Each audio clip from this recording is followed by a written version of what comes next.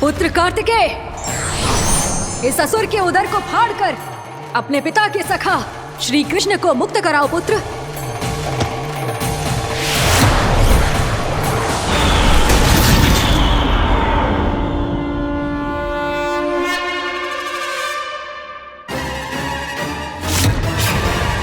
मैंने कहा था तुम में से कोई भी मेरा बाल भी बांका नहीं कर पाएगा।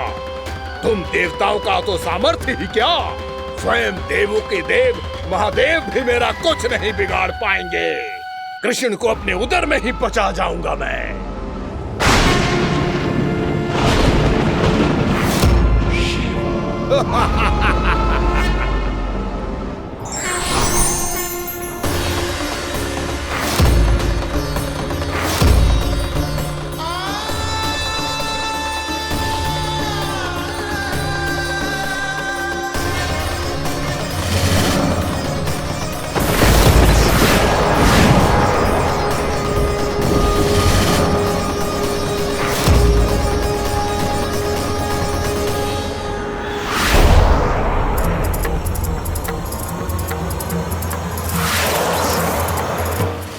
शिव शंकर का त्रिशूल है। एक ही बार में इस असुर का प्राण ले लेगा ये।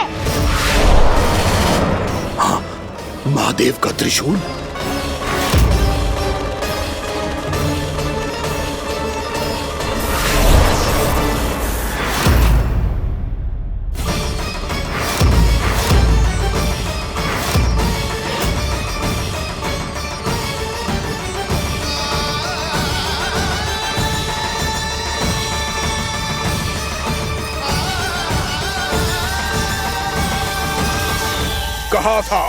कहा था मैंने, स्वयं महादेव भी मेरा कुछ नहीं बिगाड़ सकते।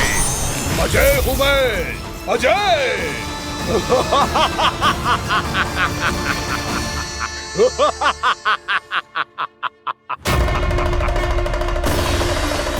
प्रभु, आपके त्रिशूल की महिमा तो अपरंपार है, तो फिर ये ठहर क्यों गया?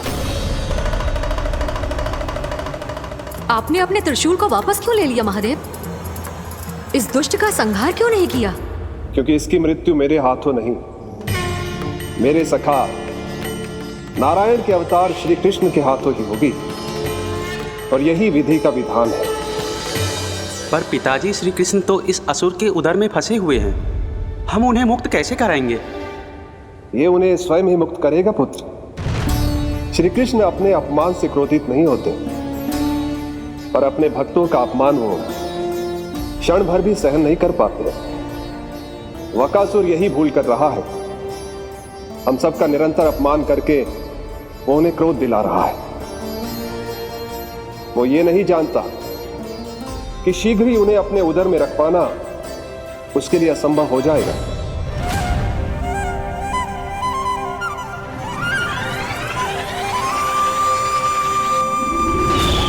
क्या हुआ महादेव, पराजित होकर भी मुस्कुरा रहे हैं?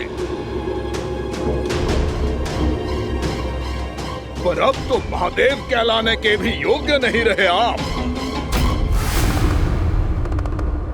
असफल देवताओं की इस अयोग्य सेना को लेकर चले जाइए यहाँ से। ना ये मेरा सामना कर सकते हैं और ना ही आप। मेरी शक्ति के सामने आप अक्षम हैं महादेव।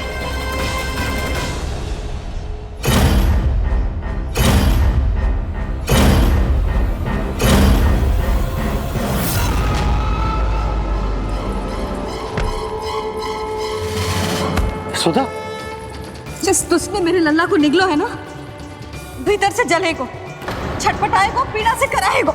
जिस दुष्ट ने मेरे लल्ला को निगलो है ना, भीतर से जलेगो, छटपटाएगो, पीड़ा से कराएगो। ये क्या हो रहा है मुझे?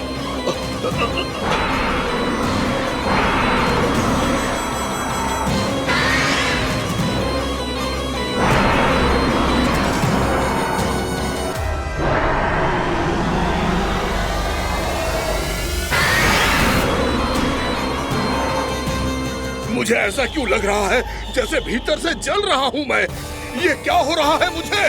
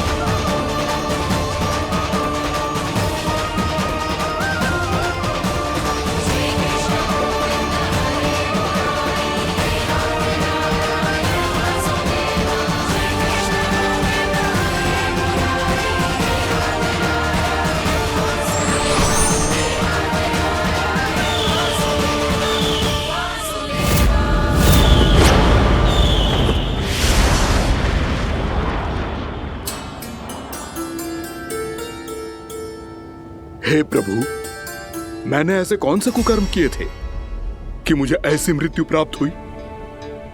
और ऐसे कौन से सुकर्म किए थे कि आपके हाथों से मुझे मोक्ष प्राप्त हुआ है प्रभु? सीमी स्मरण करो, हे गिरीश की पुत्र वक्कासुर। स्मरण करो, कैसे अपने पिता की तरह अभिमान से भरे हुए थे तुम। स्मरण करो, कैसे हमें पराजित करने के लिए पूरी सृष्टि को संकट में डाल दिया था तुमने, और हमें विवश होकर पराजय स्वीकार करनी पड़ी थी। स्मरण करो, कैसे तुमने देवराज इंद्र का छत्र चुरा लिया था। पर यह सब भी पर्याप्त नहीं था बकासुर। तुम्हारे पापों का घड़ा तब भरा था जब तुमने देवी गंगा के जल में साधना करते हुए जजाली मुनि की तपस्या में व्यवधान डाला था।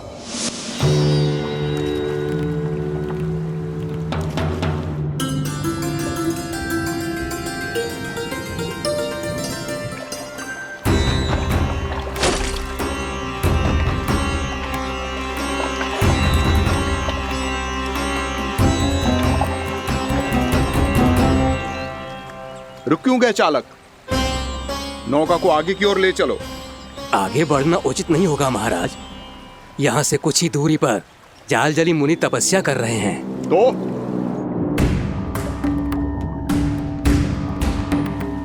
मेरे मत्स्य आखेट के क्षेत्र में इसने तपस्या करने की भूल की है। मेरे ही राज्य में मेरा कोई क्षेत्र मेरे लिए वर्जित हो, यह मुझे स्वीकार नहीं है। आपने पर्याप्त मत्स्य आखेट कर लिया है महाराज। यदि तुम इन मछलियों का आहार नहीं बनना चाहते हो, चुपचाप मेरी आज्ञा मानो। क्षमा, क्षमा महाराज।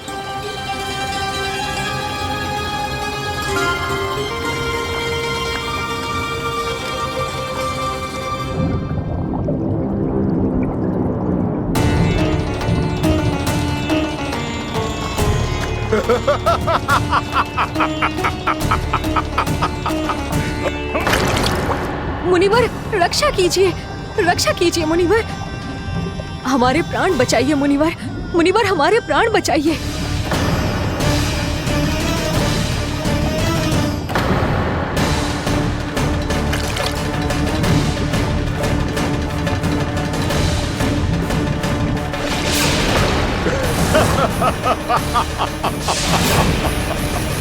ठहर जाओ असुरराज।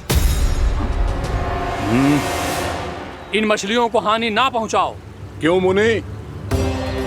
अब मछलियां पकड़ने के लिए मुझे तुमसे आज्ञा लेनी पड़ेगी। तुमने तपस्या करने से पहले किससे आज्ञा ली थी? मां गंगा से, इस जल में रहने वाली सभी मछलियों से। इस उपकार के बदले इन सभी मछलियों को रक्षा करने का वचन दिया था। इसीलिए असुरराज, मैं शांति से कह रहा हूं, इस स्थान को अशुद्ध ना करो। चुपचाप यहां से चले जाओ, नहीं तो इसका परिणाम अच्छा नहीं होगा।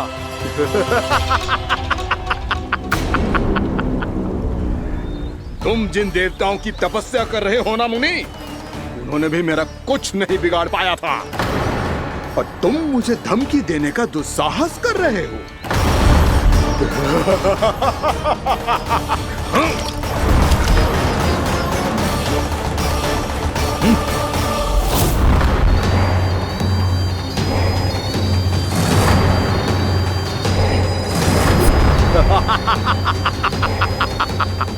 मूर्ख, विचारों से तो तू राक्षस है ही, और स्वभाव से उस बगुले की तरह है जो भूख ना होने पर भी उन निर्दोष मछलियों को आहार बनाता रहता है।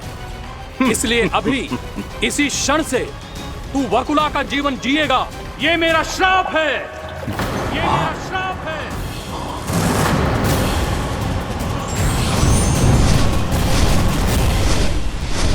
श्राप पाने के बाद तुम्हें आभास हुआ कि तुमने कितना बड़ा अपराध किया था, और तब तुम जजाली मुनि से क्षमा याचना करने लगे। तुम्हारे अपराध बोध को जानकर मुनि श्रेष्ठ शांत हुए और उन्होंने तुम्हें वरदान दिया। श्राप से मुक्ति का एक ही मार्ग होता है असुर, पश्चाताप। तुम्हें अपने भूल का पश्चाताप है, इसीलिए मैं तुम्हें वरदान देता हूं। तुम्हें मेरे श्राप से मुक्ति अवश्य मिलेगी। स्वयं प्रभु श्री नारायण के अवतार इस बगुले के देह के बंधन से तुम्हें मुक्त करेंगे।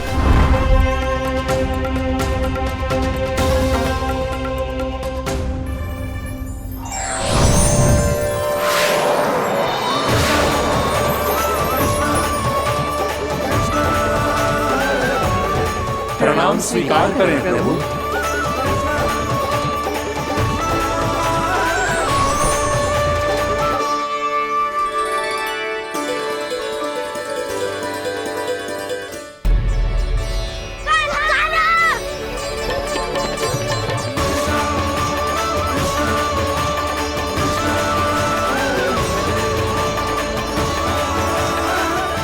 मुझे ना बताओ कि तुम सबने क्या देखा है, चाहे जो देखो है, बस मैया से कछु मत ही बताना। कान्हा!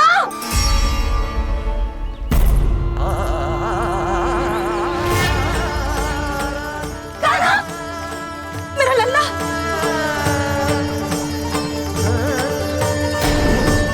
भानु बता रहा था तुझे कोई असुर पंछी निकल गया था।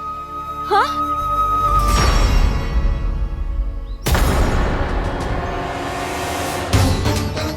हे नारायण, ये क्या है?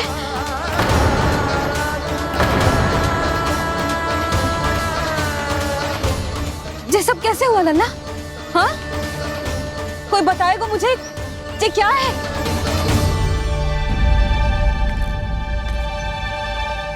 श्रीधामा, मधुमंगल, चिची को सब कुछ बता दो।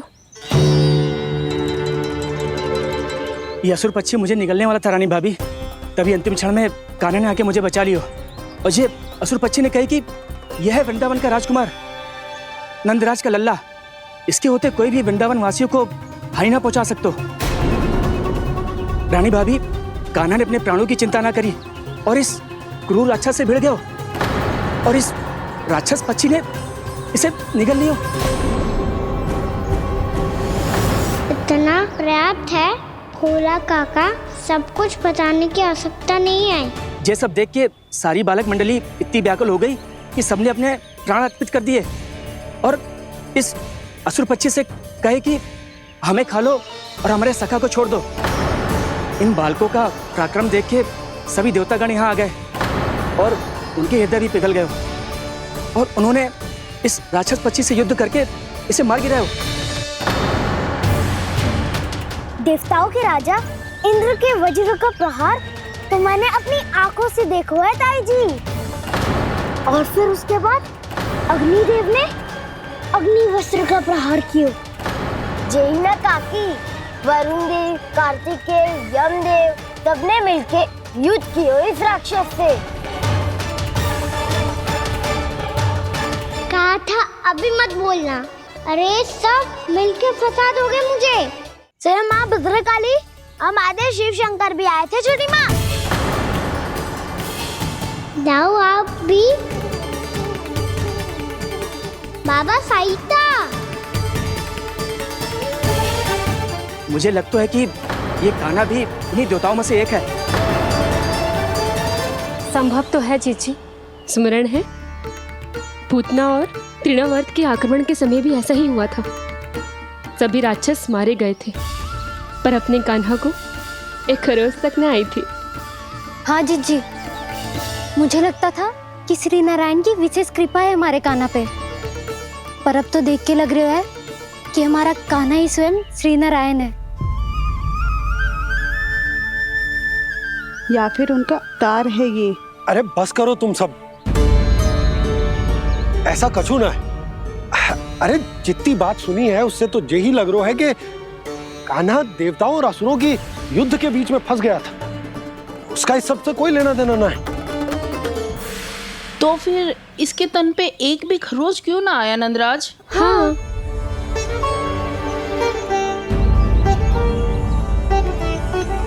है काकी, खरच तो है। दिखा लल्ला। भैया बात भी आ रही है, कुछ करो ना। चिकोपिया भी ना अति करती है। श्री नारायण का अवतार हो तो इतनी तनिक सी खरोच पे ऐसे रो तो क्या? बस बहुत होगा। अब तो तुम सबने सीमा ही पार कर दी है। कभी से श्री नारायण बुलाते हो, कभी श्री नारायण का अवतार। तनिक कछु हो ना जाता है कि तुम सब कहानियां बुनने लगती हो। जे बस साधारण सा बालक है, मेरा लल्ला है जे, इसे भगवान मती बनाओ।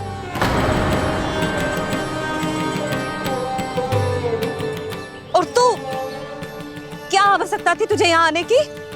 हाँ, वो भी मुझे बिना बताए। मेरे से छल करके आयो है तू। अब तू घर चल, ऐसा दंड दूंगी ना कि मैया बहुत पीड़ा हो रही है। मैया बहुत पीड़ा हो रही है मैया। हाँ नन्ना, तू घर चल, मैं तुझे औषधि लगा दूंगी। हल्दी का लेप लगाऊंगी ना, झट से ठीक हो जाएगा। चल चल।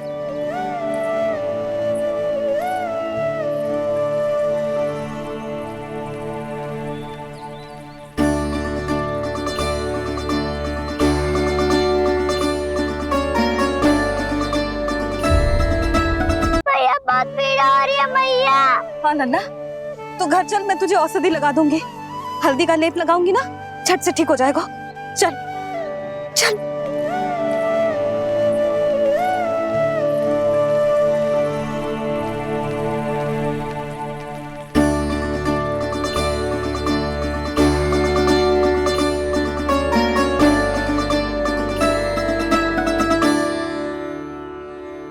बस लल्ला बस, रो मत।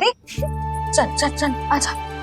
अभी औषधि लगाऊंगी ना, तेरी सारी पीड़ा लुप्त हो जाएगी।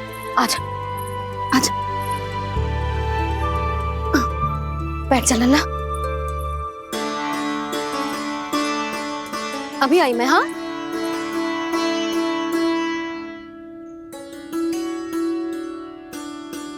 मैया। अरे तू अभी तक रो रो है? क्या कह रही थी सारी गोपियां? बता।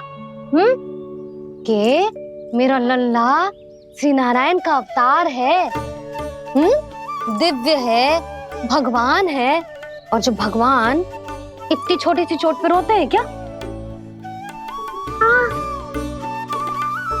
इतनी तो लगी भी ना है तुझे, जितना तो तू आ ऊ कर रहा है।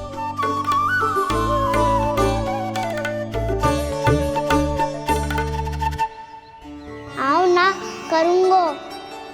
आप ऐसा दुलार थोड़ी करोगी। ओहो, वृंदावन का गौपालक जे इतनी छोटी सी चोट पे रोता है ना? गोप बालकों का मुखिया इतनी छोटी सी चोट पे रोता है? मेरा लल्ला तो सबसे शक्तिशाली है। जे इतनी छोटी सी चोट तो क्या, बड़े बड़े राक्षसों से भी ना घबराता है। हाँ, एक बार में सबको समाप्त कर देता है कि ना? हाँ मैया, यदि कोई राक्षस वृंदावन की ओर तेरी दृष्टि करके आएगा, तो सबसे पहले कान्हा को सुरक्षा में खड़ा पाएगा। फिर चाहे जो बाल बन के आए या बगुला बन के।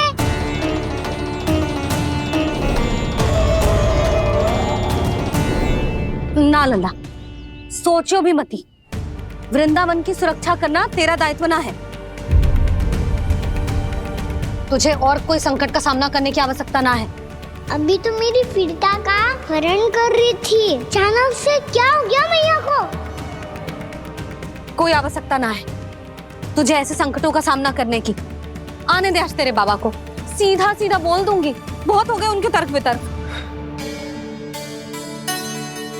मेरा फूल सा लल्ला वन में अकेले गौचारण के लिए ना जाएगो। आज बगुले ने निकल लियो, कल कछु और हो जाए तो?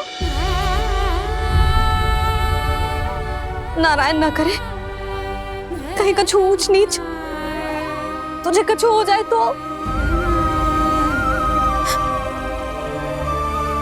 मैं तो जीते जी मर जाऊंगी।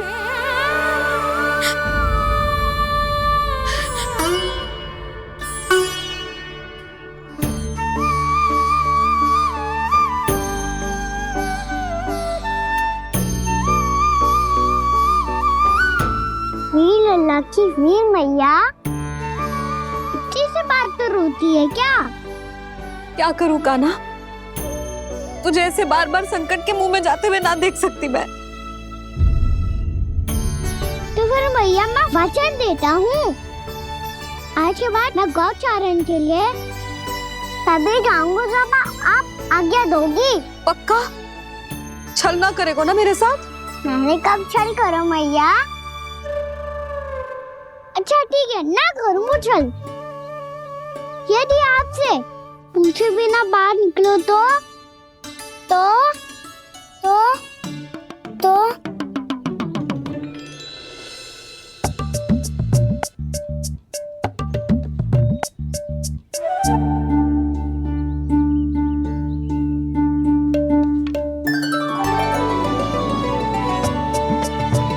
ये रही आपकी छड़ी और ये रही मेरी पीठ।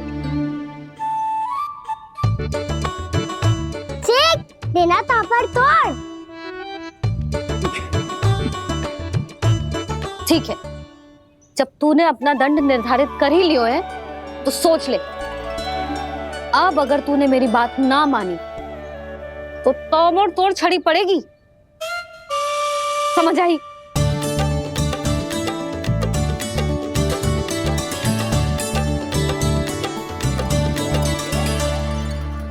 अच्छा ही है कि कान्हा कुछ दिन घर ही रहे। राजवन में जो हुआ है अवश्य कंस ने ही करवाए हुए वो सब।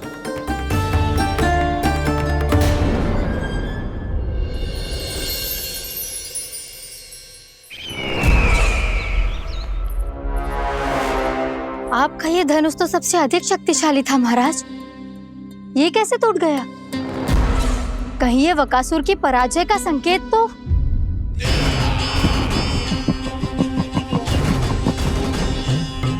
प्राप्ति, लगता है तुम्हें शुभ समाचार मिला नहीं। उस बकासुर ने उस विष्णु अवतार को जीवित ही निगल लिया है। अरे अब तक तो उस नन्हे से बालक को पचा भी चुका होगा वो। उसके तन में रक्त बनकर वो विष्णु अवतार और उसकी शक्तियां दौड़ रही होंगी। क्षमा कीजिए महाराज। क्षमा कीजिए, इस अशुभ से मुख से शुभ समाचार आने दो। माथे के बल को ढीला करो, चेहरे पर मुस्कान लाओ और कहो, महाराज, वृंदावन में मातम फैल चुका है। मैं ऐसा ही करता महाराज, यदि सूचना सत्य होती तो।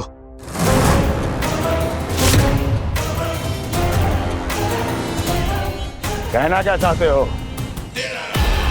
एक क्षण में सूचना उगलो, अन्यथा मेरा योद्धा बकासुर विष्णु अवतार की तरह तुम्हें भी जीवित निकल जाएगा। आने दो। बकासुर मारा गया महाराज, बकासुर मारा गया महाराज, बकासुर मारा गया। बकासुर मर चुका है? असंभव। असंभव। बकासुर ने उस बालक को निगल तो लिया था, पर उसकी सुरक्षा करने के लिए सभी देवता वहां प्रकट हो गए, पर फिर भी कोई बकासुर का सामना नहीं कर पाया। और फिर क्या हुआ? वो बालक स्वयं ही बकासुर के उदर से बाहर आ गया और उसकी चोंच तोड़कर उसकी हत्या कर दी।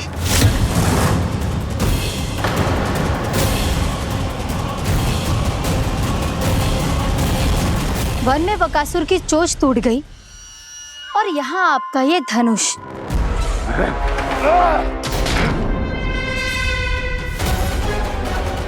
केवल नहीं टूटा तो आपका ये भ्रम महाराज। क्षमा कीजिएगा महाराज, आपका भ्रम टूटना आवश्यक है। आवश्यक है आपको यह आभास होना कि उस विष्णु अवतार को पराजित करने के लिए आपके साधारण योद्धाओं में वो सामर्थ्य नहीं है। अच्छा सर, पूतना, तृणावर्त, बकासुर, ये सब साधारण नहीं थे प्राप्ति, साधारण नहीं थे।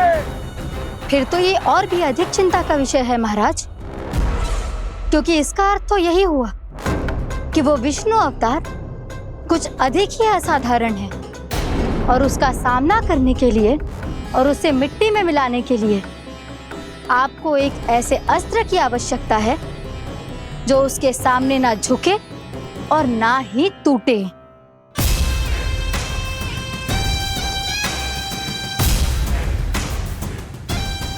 तो फिर मैं ऐसा ही अस्त्र ढूंढूंगा, चाहे आकाश पाताल एक क्यों ना करना पड़े मुझे, 10 दिशाएं 14 भुवन क्यों ना नापने पड़े मुझे, मैं उस अस्त्र को अवश्य ढूंढ निकालूंगा जो उस विष्णु अवतार के प्राणों की डोरी इस धनुष की तरह तोड़ सके।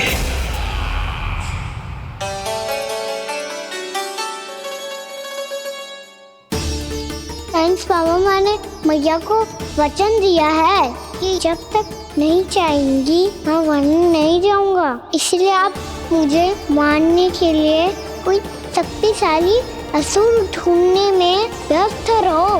कुछ दिन तब तक मैं व्यस्त रहूंगा अपनी मैया की सेवा करने में।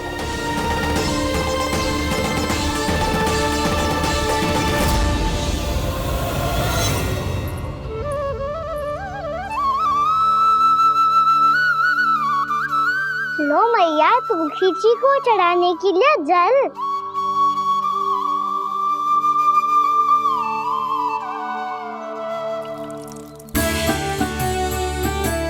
लो मैया, और आटा।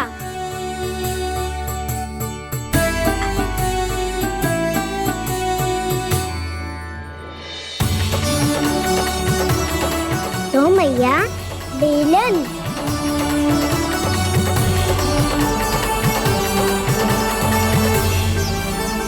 ले, तनिक खा ले।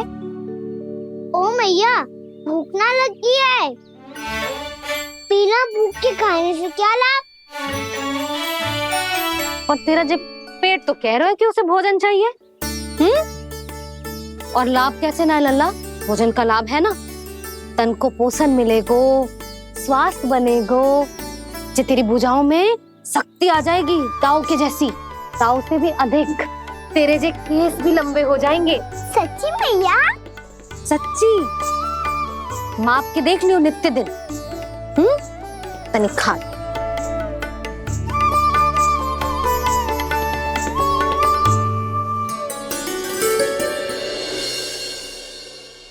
मान के मैया का कहना, छक के भोजन खाते हैं,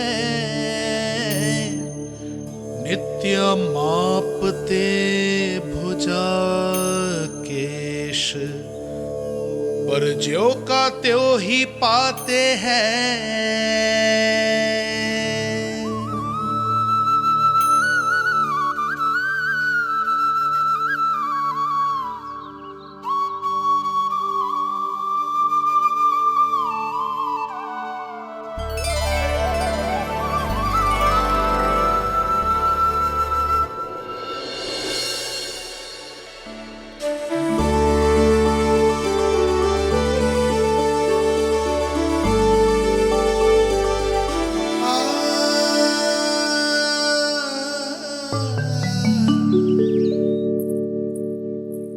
ले लल्ला, फल खा ले। ना, मुझे ना खाने फल वल। क्यों? लंबे केस और शक्तिशाली भुजाएं ना चाहिए? व्यर्थ है ये सब। पिछले 10 दिनों से देख रहा हूँ, ना केस लंबे हुए हैं, ना भुजाएं शक्तिशाली बनी है। 10 दिन में का चुनाव होने वाला, 10 सप्ताह ऐसे खाएगो ना, तब जाके कछु बदलाव दिखेगो। समझ आई? चल अब खा ले। वैसे भी मुझे बहुत सारी तैयारियां करनी है आज। इसीलिए भैया, एकादशी के व्रत के लिए लल्ला। सुनो जी, सारी सामग्री आ गई? हाँ, तुमने जो कही थी सब ले आए हूँ।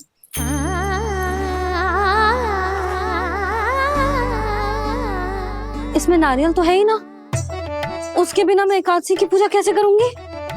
यशोदा, मैंने भोला से कह दिया, वो लेकर आते ही होगा, घबराओ मत। कैसे ना घबराओ जी, आपको पता है ना एकादशी का व्रत मेरे लिए कितना महत्वपूर्ण है। पता है। अरे इसमें तो दिए भी ना है। दिए ना है? अब मैं अभी लेकर आता हूँ। आप रहने दो, मैं ही लेके आती हूँ। भाग भोला। राम के यहाँ से है? भक्त भोला राम? मेरा अर्थ है कुमार खुला यहाँ के यहाँ से। हाँ हाँ वो ही।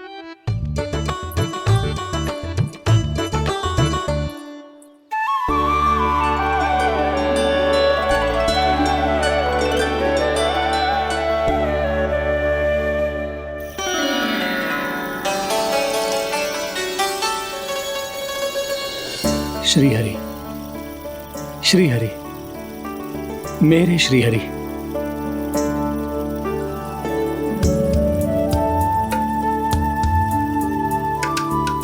मेरे श्री हरि। भोला राम, मेरी मटकी तैयार है? मेरे श्री हरि, मेरे श्री हरि।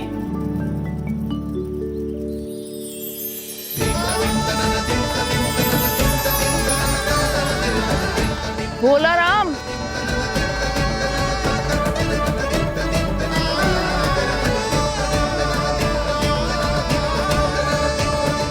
भोला काका, ओ भोला काका।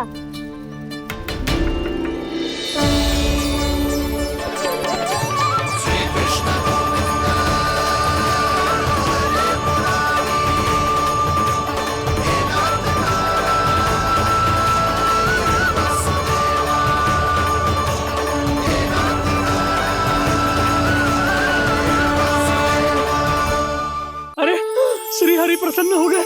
मेरे श्री हरि आ गए, मेरे भगवान आ गए। मेरे श्री हरि आ गए, मेरे भगवान आ गए। मेरे श्री हरि आ गए, मेरे भगवान आ गए।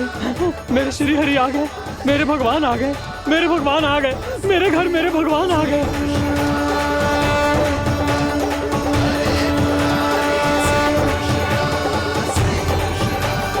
मेरे घर आ गए, मेरे श्री हरि आ गए। हाँ मेरे श्री हरि आ गए। ये तो बावले थे ही, अब बालकन को भी साथ में मिला लिए। उज्जवल क्या कर रहा है? अरे ठहर जा भोला।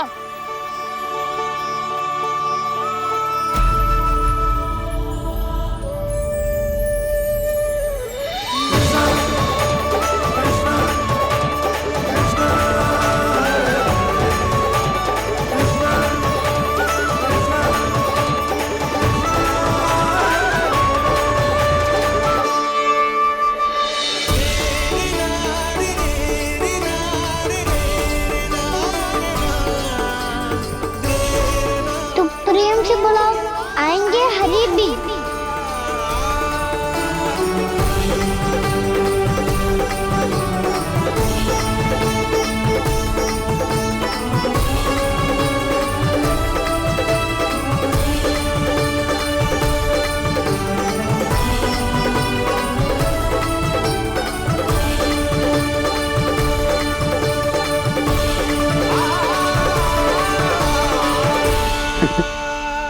क्या वो गाना? किसकी धुन में झूम रहा तू? निर्मल निशा भक्ति की धुन में।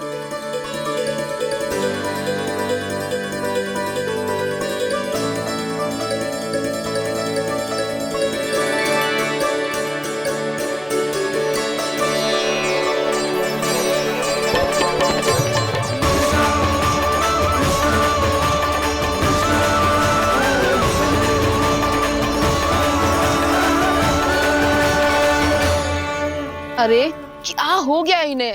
पावले हो गए हैं क्या? ठहरो, कोई आवश्यकता ना है ऐसे बावलों की तरह नाचने की।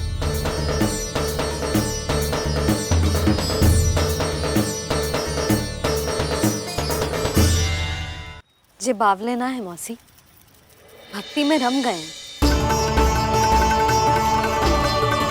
बस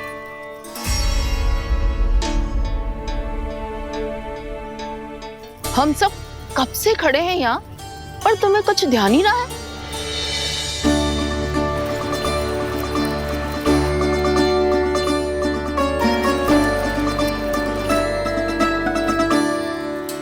नाच गाने में ऐसे मगन हुए कि हमें देखा भी ना। मुझे नाचते हुए देख मेरे श्री हरि को इतना आनंद आ रहा था कि मैं अपने आप को रोक नहीं सका। और वैसे भी मेरे जन्म का एकमात्र उद्देश्य है श्री हरि की सेवा करना, श्री हरि को प्रसन्न करना। तुम बावले हो भोलाराम या हमें बावला बना रहे हो? श्री हरि और तुम्हें देख रहे हैं? हाँ, अभी वो यहीं थे, देख रहे थे। भोला काका, आपने भी ना अति कर दी अब। हमें भी बताओ तनी, कहाँ थे श्री हरि?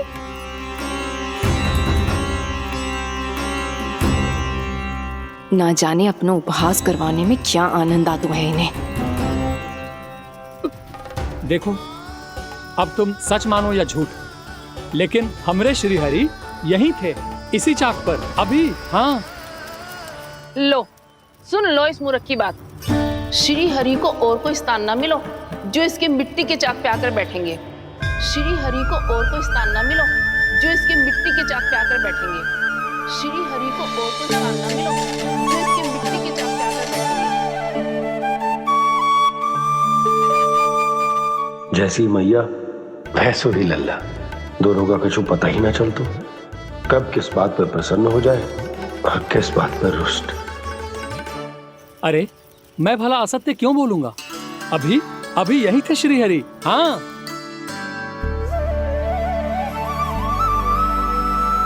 हाँ, जैसे श्री हरि को तो कोई कार्य है ही ना, वो तो आतुर होके बैठे रहते हैं कब तुम हरि हरि बुलाओ और वो दौड़े चले आए।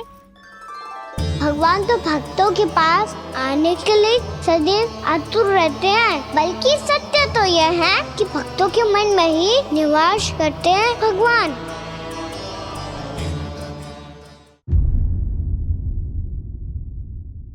अरे मैं भला असत्य क्यों बोलूंगा?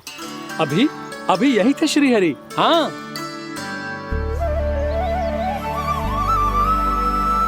हाँ, जैसे श्री हरि को तो कोई कार्य है ही ना, वो तो आतुर होके बैठे रहते हैं कब तुम हरि हरि बुलाओ और वो दौड़े चले आए। भगवान तो भक्तों के पास आने के लिए सदैव आतुर रहते हैं, बल्कि सत्य तो यह है कि भक्तों के मन में ही निवास करते हैं भगवान। भगवान तो भक्त के पास आने के लिए सदैव ही आतुर रहते हैं शंकरी मौसी। बल्कि सच्ची बात तो ये है कि भगवान हमारे मन में ही निवास करते हैं। कम से कम तू तो इसे बढ़ावा मत दे जशोदा। जब देखो जब हरि नाम की रट लगाए रहते है। हरि बोलते बोलते ऐसो बावलो होता है कि सारा कार्य भूल जाता है। 2 दिन से अपनी मटकी के लिए चक्कर काट रही हूँ। अभी तो एक चक्कर और लगाना होगा आपको। आपकी मटकी तैयार हो गई है, अभी लाता हूँ।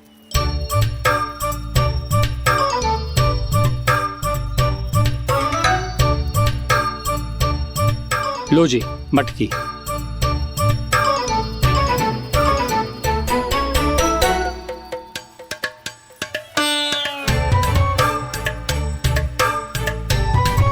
इस कच्चे मटके का क्या करूं मैं?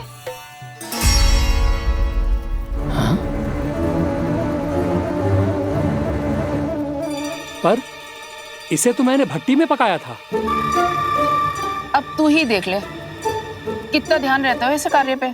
और कह तो है कि श्री हरि आते हैं इससे मिलने। हाँ, आते हैं और आगे भी आएंगे हमारे श्री हरि हमसे मिलने। और आके मोक्ष देंगे, है ना?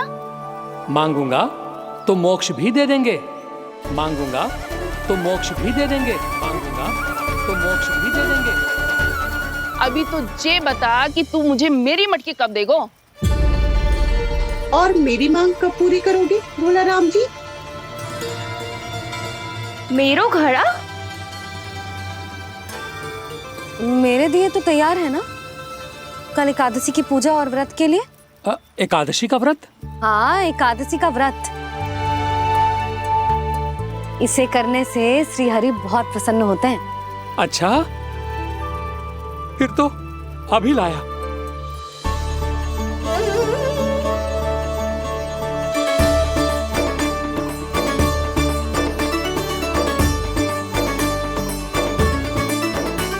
लो जी आपके दिए।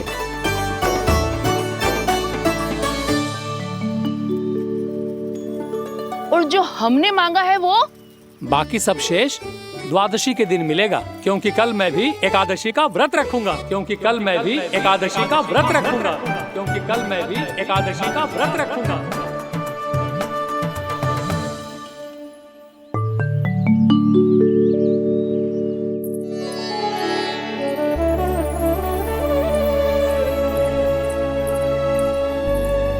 जानकी, फूलों का प्रबंध हुआ कि ना? हाँ भाभी, जे रहे। सदैव विलंब कराती है। पर भाभी इस बार तो फूल समय से ही लाई थी। क्या हुआ जशोदा, अभी तो पूजा की तैयारी ना हुई? देखो ना मौसी, ये जानकी ना कुछ छूट ही जाता है इसके कारण। एकादशी की पूजा और व्रत आते ही जसोदा भाभी इतनी वग्र हो जाती है। ऐसो क्या होगा इस पूजा में?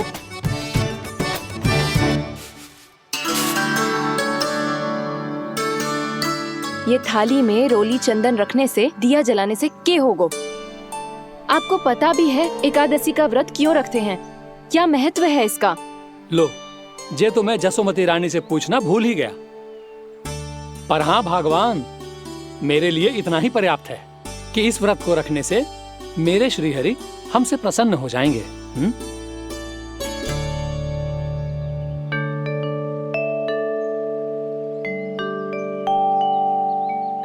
नारायण ही जाने ऐसे कैसे पूजा करते हैं जे श्री हरि की एक मूर्ति तक ना है इनके पास।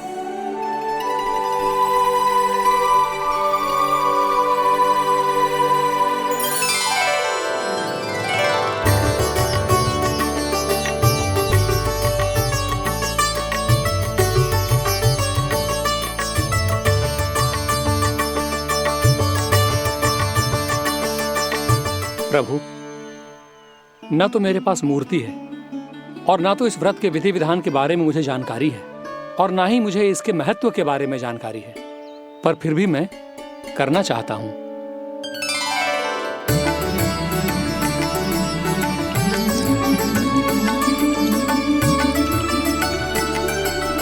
इसीलिए मैं दृढ़ संकल्प लेता हूं, पूरी निष्ठा के साथ, श्रद्धा के साथ और पूरी आस्था के साथ मैं इस व्रत को संपन्न करूंगा।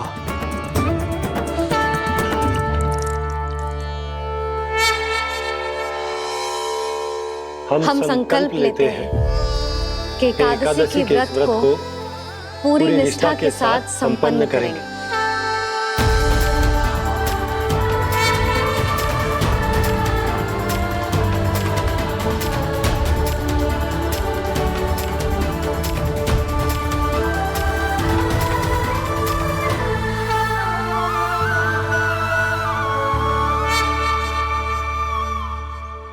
तुलसी जी के पत्ते तो हैं ही ना। श्री नारायण को तुलसी जी के पत्ते के बिना भोग ना चढ़तो है। जानकी, तुलसी के पत्ते कहाँ हैं? भाभी, मैं तो कब से यही पूछना चाह रही थी कि तुलसी के पत्ते लाऊं क्या, पर आप तो व्यस्त थी ना। तुझे कितनी बार समझाओ है ना, यदि तेरे कछु करने से किसी और की कोई हानि ना हो रही हो या किसी के अच्छे कार्य में सहायता हो रही हो तो मुझसे आज्ञा लेने की आवश्यकता ना है। समझ गई भाभी, आगे से जाना उनको। ले अभी लेकर आती हूँ।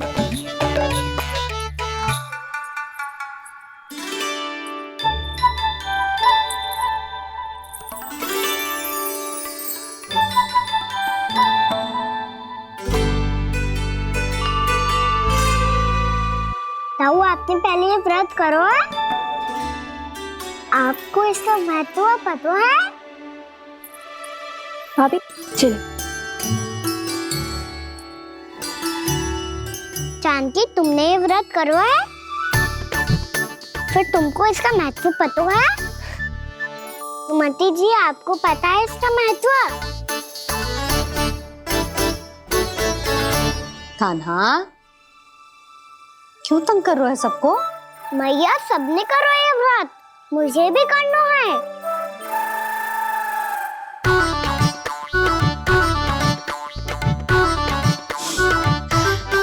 ये व्रत केवल बड़ों के लिए होती है लल्ला।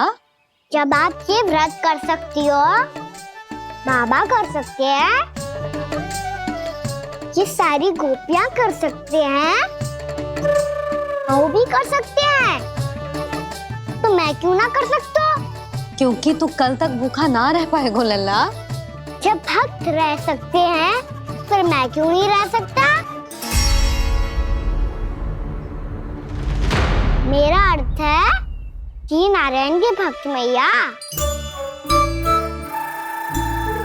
मैया मान जाओ ना, मुझे करने दो ना ये व्रत। अपनी लल्ला पे आप विश्वास ना है आपको? विश्वास है। अच्छा ठीक है, तू भी कर ले।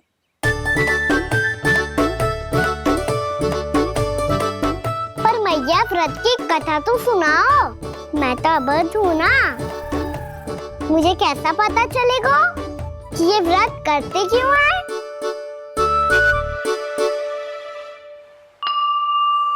प्रभु, मुझ अबोध को कैसे पता चलेगा कि इस व्रत का क्या विधि विधान होता है और क्यों रखा जाता है और इसका महत्व क्या होता है?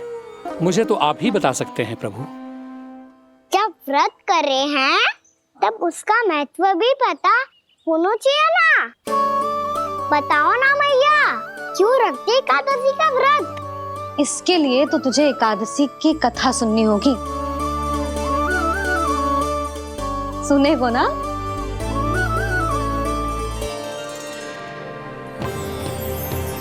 वसुदेव सुतं देवं कंस चाणूरमर्दनम् श्रीहरि, यशोदा परमानंदम् कृष्णं वन्दे जगद्गुरुम्।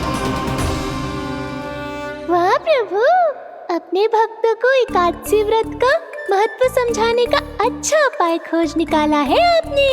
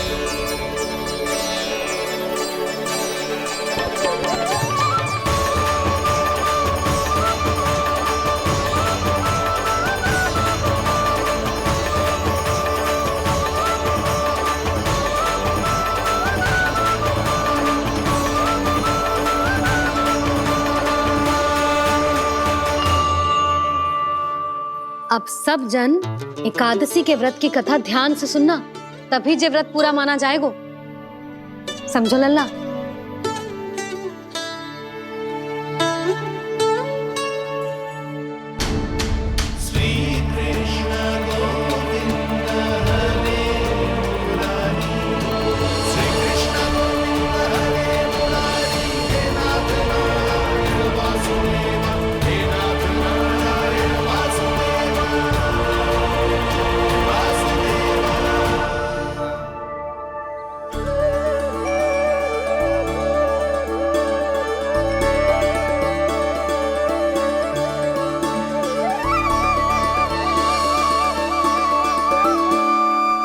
सतयुग में चंद्रावती नाम के नगर में मूरा नाम का एक असुर राज्य करता था। ओम ब्रह्मदेवाय नमः। ओम ब्रह्मदेवाय नमः। ओम ब्रह्मदेवाय नमः। ओम ब्रह्मदेवाय नमः।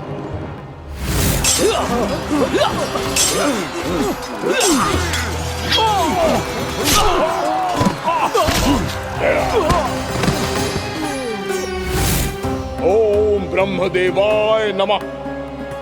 ओम ब्रह्मदेवाय नमः। जब उसने देवताओं के हाथों असुरों की पराजय देखी, तब वो वरदान पाने के उद्देश्य से ब्रह्मा जी की तपस्या करने चला गो।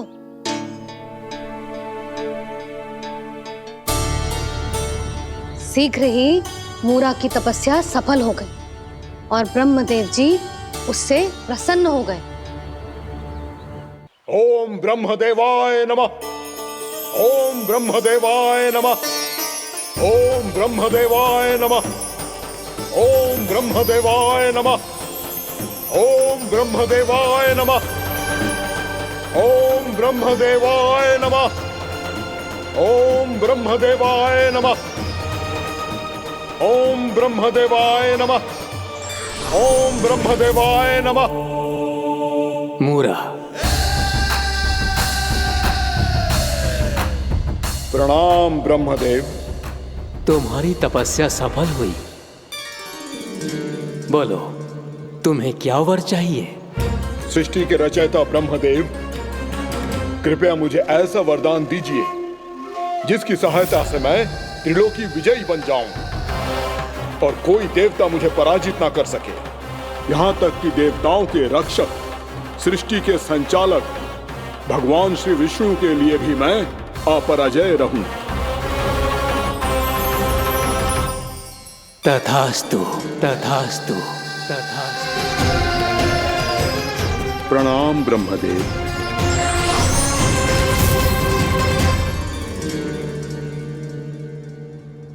ऐसा वरदान पाकर मूरा बहुत अभिमानी होगा।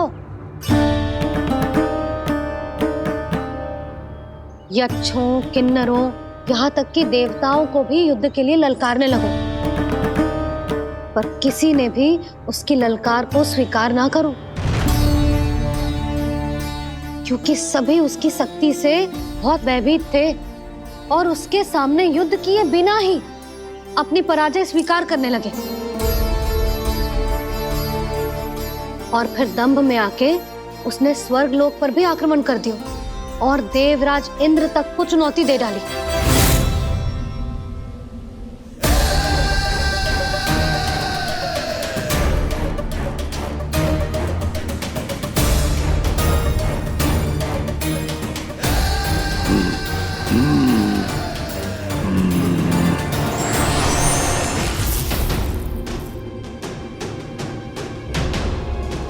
मैं प्रतीक्षा कर रहा हूं देवराज, क्या उत्तर है तुम्हारा? मुझसे युद्ध करोगे या फिर बिना लड़े ही पराजय स्वीकार कर मेरे अधीन हो जाओगे और सौंप दोगे मुझे अपना ये स्वर्ग लोक? सारी शक्ति तुम्हारे मुख में है या कुछ बाहुबल भी है तुम्हारे पास? मैं तुम्हारी चुनौती स्वीकार करता हूं मूरा, मैं तुम्हारी चुनौती स्वीकार करता हूं मूरा।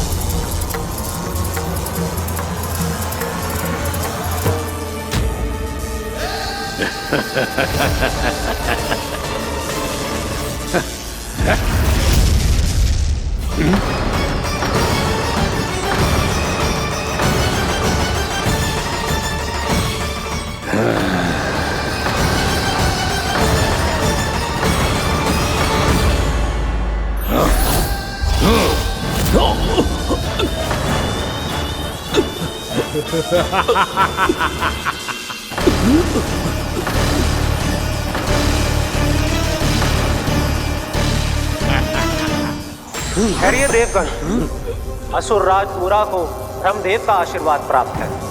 आप में से कोई भी इन्हें पराजित नहीं कर पाएगा।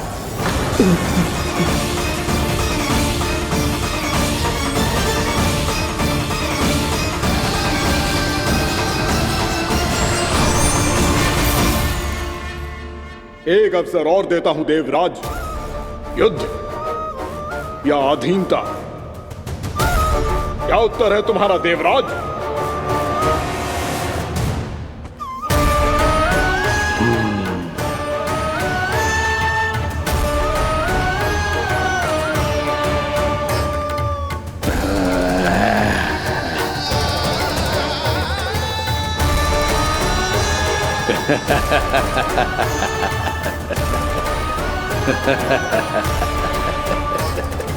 इंद्र और सभी देवताओं ने मूरा के आतंक में आके उससे भयभीत होके अपना सिंहासन छोड़ दियो। अब मूरा स्वर्ग का अधिपति बन गयो और शीघ्र ही उसने अन्य सभी असुरों को स्वर्ग में निवास करने के लिए आमंत्रित कर दियो। और इस प्रकार से वो धीरे धीरे तीनों लोकों का सम्राट बन गयो। उसे किसी ने रोका नहीं मैया?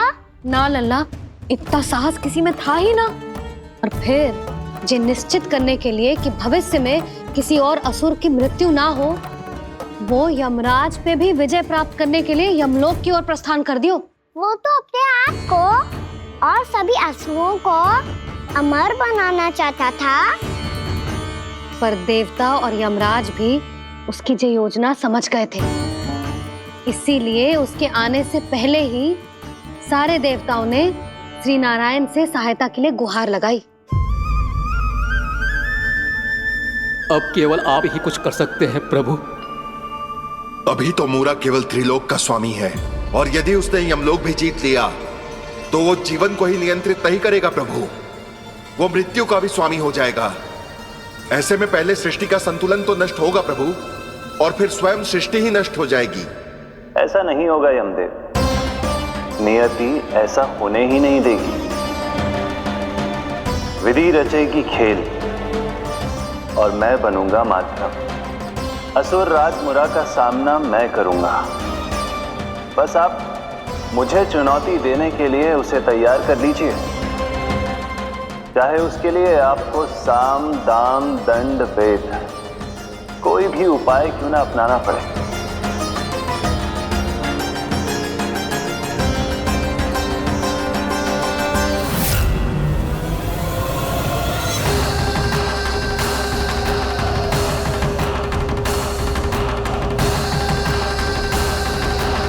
आप तो मेरी प्रतीक्षा में पहले से ही खड़े हैं यमदेव। तब तो आपने मेरी चुनौती के बारे में भी सुना ही होगा। कहिए, क्या उत्तर है आपका? मेरा स्वागत करके अपना राज्य त्यागेंगे या मेरा सामना करके अपने प्राण? असुर राज मुरा का सामना मैं करूंगा। बस आप मुझे चुनौती देने के लिए उसे तैयार कर लीजिए, चाहे उसके लिए आपको साम दाम दंड भेद कोई भी उपाय क्यों ना अपनाना पड़े।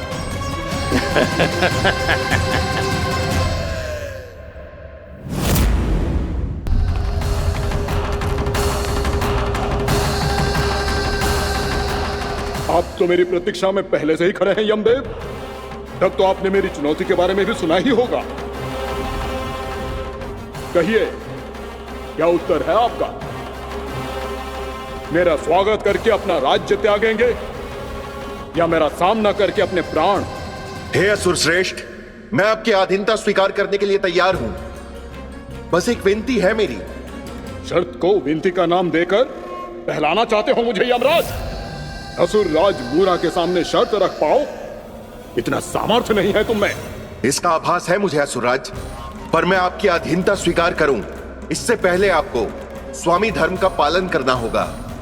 मेरे पुराने स्वामी के क्रोध से मेरी रक्षा करनी होगी आपको। कौन है तुम्हारा पुराना स्वामी? भगवान श्री नारायण।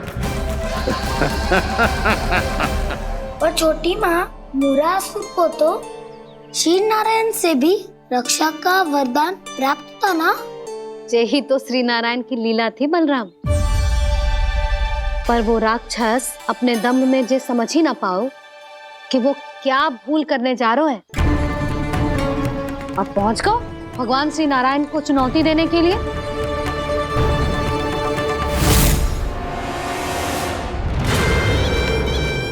वहीं ठहर जाओ असुर राज मुरा।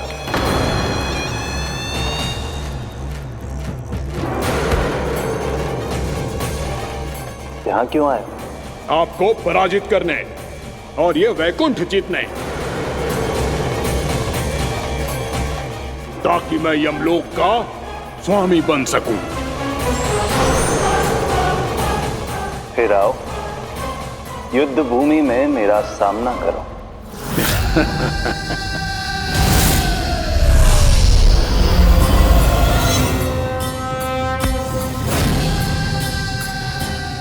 ये नहीं जानते कि इनसे ना हारने का वरदान तो मैं पहले ही प्राप्त कर चुका हूँ।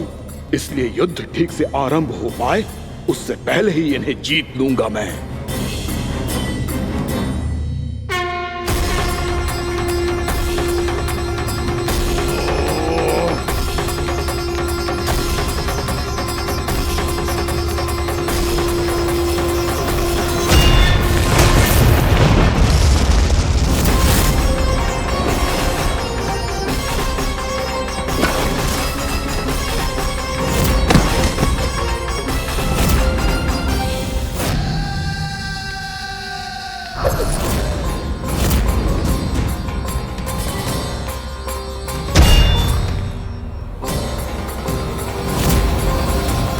और इस प्रकार ये युद्ध वर्षों वर्षों तक चलता रहो। दोनों योद्धा पूरे ब्रह्मांड में अनेक अस्त्रों शस्त्रों के साथ युद्ध करते रहे।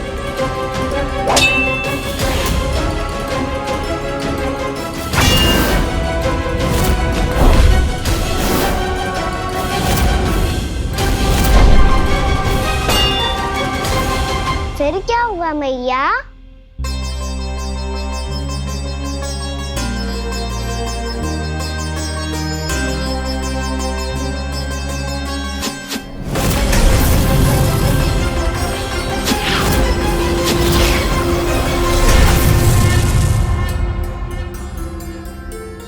उस युद्ध को कभी समाप्त हुआ हो, पर कैसे?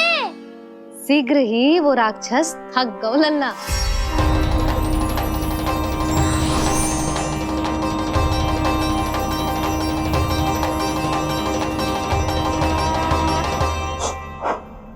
खड़े खड़े देख क्या रहे हैं नारायण?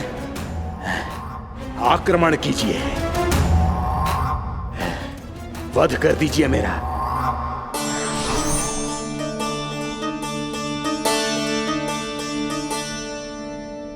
मैं तुम्हारी वीरता से प्रभावित हूं,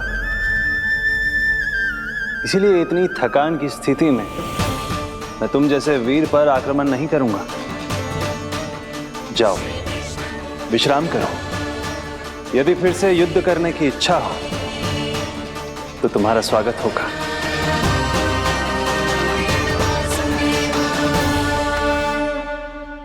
जे कह के श्री नारायण बद्रिका आश्रम चले गए और वहां हिमवत नाम की एक कंदरा में ध्यान लगा के बैठ गए। उधर वो राक्षस विश्राम करने लगो। अनेकों दिन बीत गए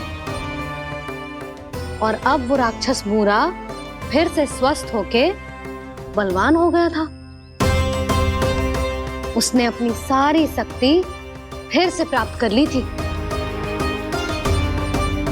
श्री नारायण ने उस पर दया करी थी, पर वो फिर से श्री नारायण को छलने को तैयार होगा।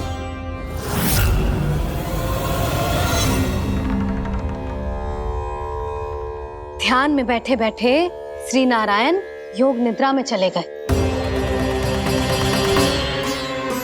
पर दुष्ट मूरा इसी अवसर का लाभ उठा के उनकी कंदरा में घुस आयो ताकि वो सोते हुए श्री नारायण पे आक्रमण कर सके।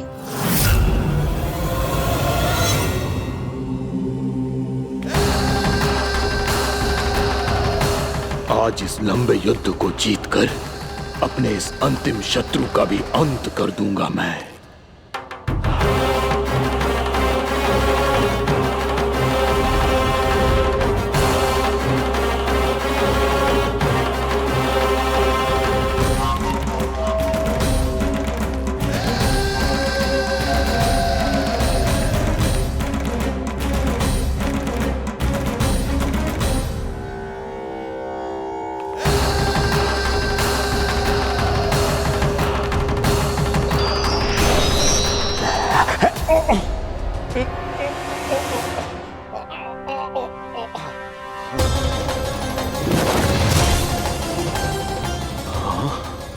दुष्ट राक्षस,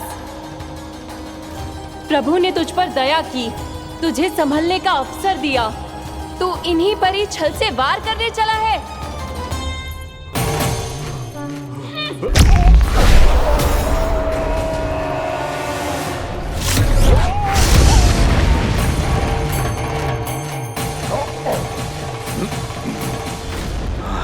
मैं अजय हूँ, मुझे कोई पराजित नहीं कर सकता। ब्रह्मा का वरदान है मुझे। तूने नारायण से अपराजय होने का वरदान मांगा था मूर्ख, उनकी शक्ति से नहीं। ध्यान से देख, मैं तेरी मृत्यु हूँ, मृत्यु।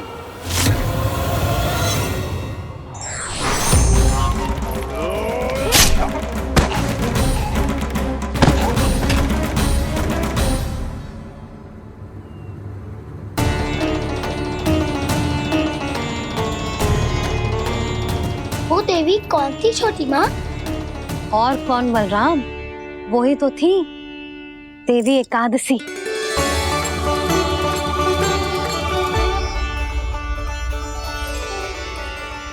मुझे क्षमा कीजिए प्रभु, आपकी आज्ञा के बिना ही युद्ध करके आपके शत्रु को मृत्यु के घाट उतार दिया।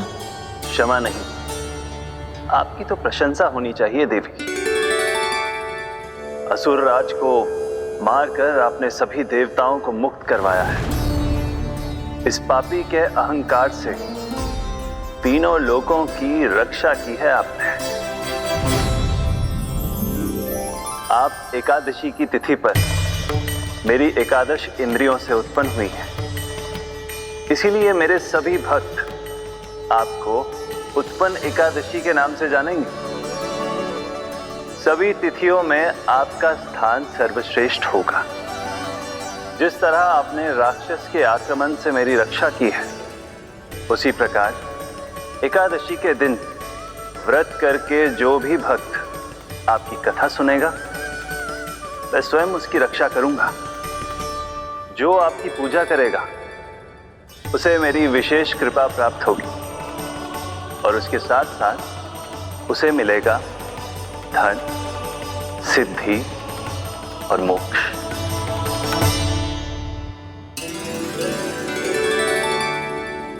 इसीलिए आज के दिन व्रत रखने का बहुत अधिक महत्व होता है। बोलो एकादशी मैया की जय। बोलो श्री नारायण भगवान की जय।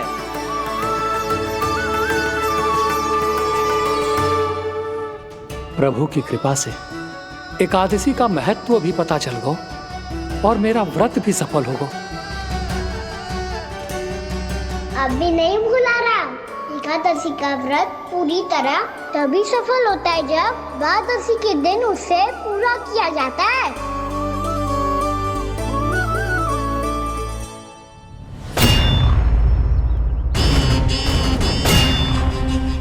आवश्यक है आपको यह आभास होना कि उस विष्णु अवतार को पराजित करने के लिए आपके साधारण योद्धाओं में वो सामर्थ्य नहीं है।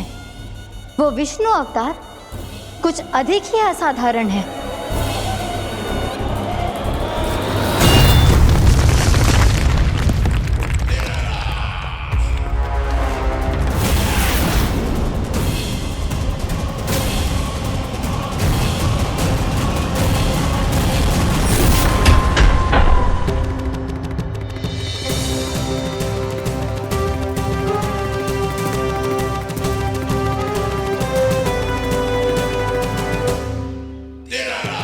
अब मैं दिखाऊंगा उस विष्णु अवतार को असाधारण शत्रु क्या होता है।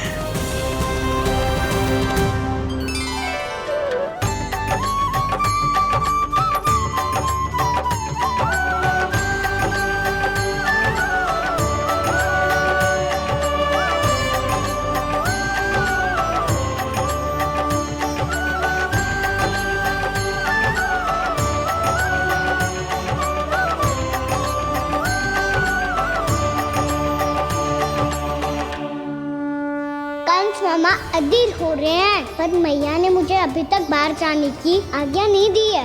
अभी उन्हें किसी और राक्षस को यहाँ भेजने से रोकने के लिए मुझे कुछ करना होगा।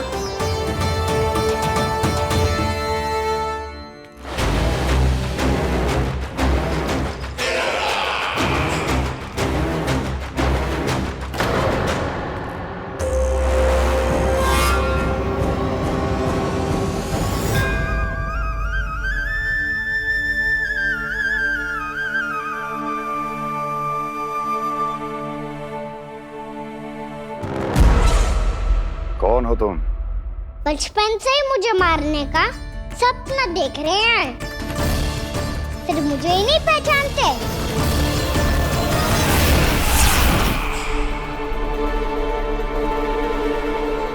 बचपन से विष्णु अवतार।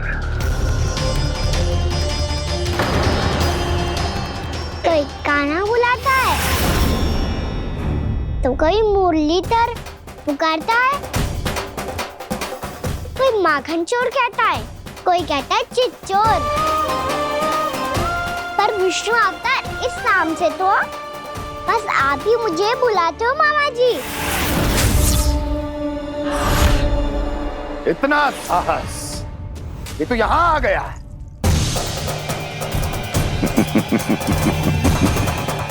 यहाँ आ तो गया तू विष्णु अवतार, किंतु यहाँ से जीवित नहीं जाएगा। तेरे इस शीश को तेरे धड़ से अलग कर दूंगा मैं।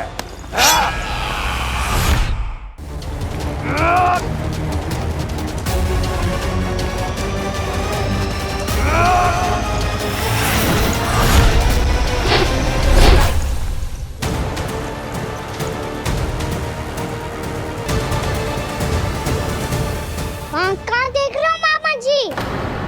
मैं तैयार हूँ।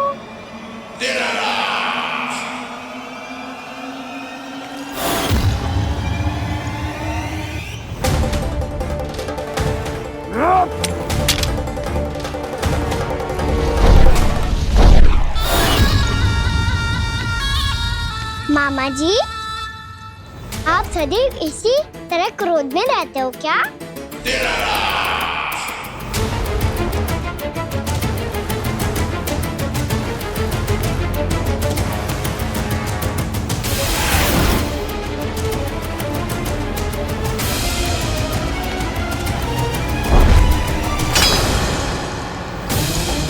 छोड़, छोड़ मेरी तलवार को। छोड़ो तो तब जब पकड़ा हूँ।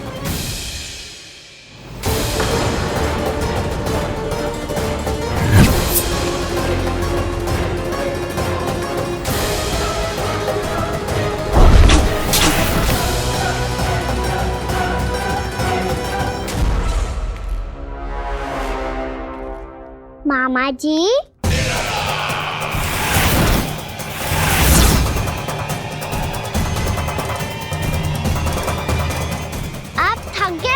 थोड़ा विश्राम कर लो। आपका तो पता नहीं, मैं अवश्य थक गया हूँ।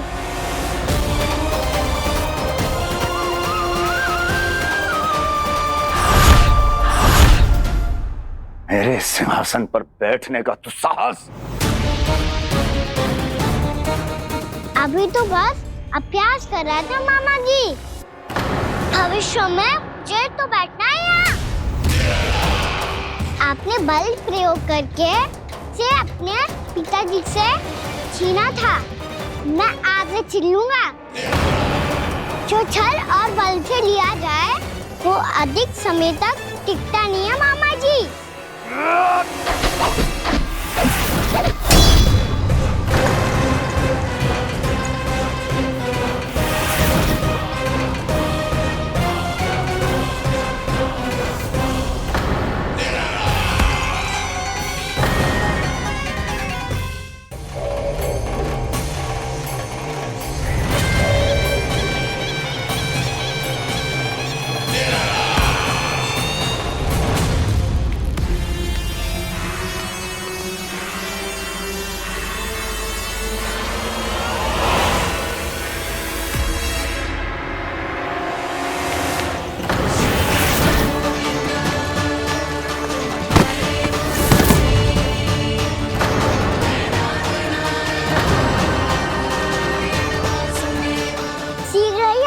सिंहासन छोड़ना होगा।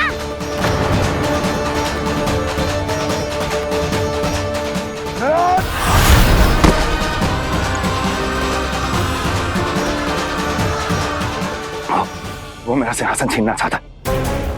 वो आ रहा है, वो आ रहा है। सैनिकों! दुर्जन, बंद कर दो सभी द्वार और घरों के, सब के सब। इसकी हर संभावना पर इतना कड़ा पहरा बिठा दो कि ना तो कोई महल के भीतर आ सके, ना कोई बाहर जा सके। मुझे महल की चप्पे चप्पे की सूचना चाहिए। जाओ।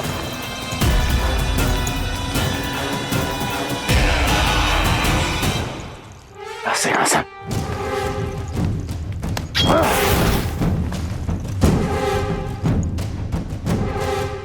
अब आ, दुष्ट मायावी, ए छलिया विष्णु अवतार, मैं कंस तेरी प्रतीक्षा कर रहा हूँ।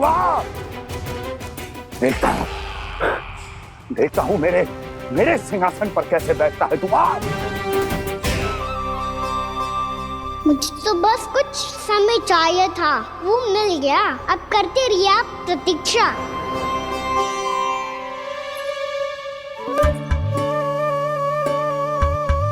जी अपने आप से बातें क्यों कर रहे हो जी?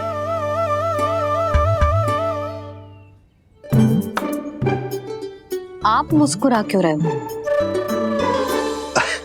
ना कछु ना। बताओ क्यों मुस्कुरा रहे हो? तुम ही पर गए हैं जी। जब तुम व्रत करती हो तो तुम भी ऐसा ही करती हो। इसी प्रकार भूख अधिक लगने पर अपना ध्यान भटकाने के लिए स्वयं से ही बड़बड़ाती रहती। होगा। आपको तो बस मेरा उपहास उड़ाने के लिए बहाना चाहिए।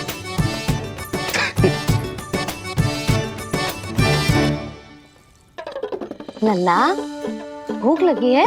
ना मैया, व्रत करे तो भूख कैसे लगेगी?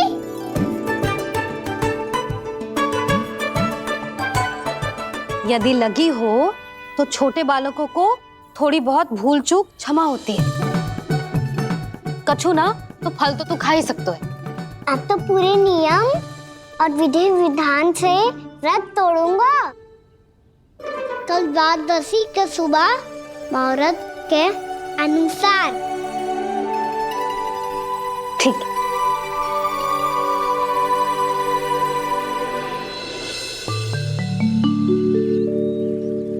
लल्ला, एकादशी समाप्त हो गई है, द्वादशी लग गई है।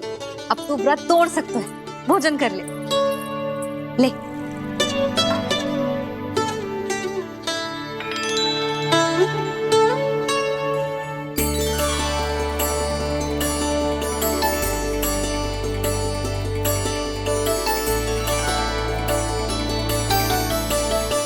आज तो कार्य कर लीजिएगा। मैं ना चाहती कि सब गांव वाले फिर से आपका उपहास उड़ाएं। अरे, इसी क्षण कार्य आरंभ करना आवश्यक ना है। कुछ खा तो लो। कल भी पूरे दिन व्रत में रहे, अब तो कुछ खा लो। ना, अभी बिल्कुल भूख ना है। और हाँ भगवान, तुम्हें चिंता करने की आवश्यकता नहीं है। आज मैं किसी को भी 2 शब्द कहने का अवसर नहीं दूंगा। अरे, कुछ खाओगे पियोगे नहीं तो कैसे रहोगे?